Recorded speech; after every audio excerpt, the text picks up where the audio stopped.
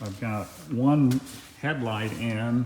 I just finished doing that, and I was gonna probably try to video doing the other one. They're a real pain to do. You can see that one, I got it lined up pretty good. It's not perfect, but these cars aren't perfect, but it lined up better than I thought it would.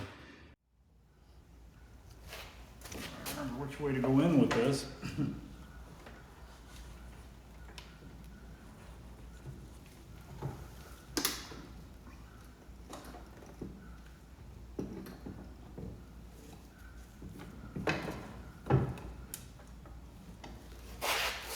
I got a towel over that to protect it.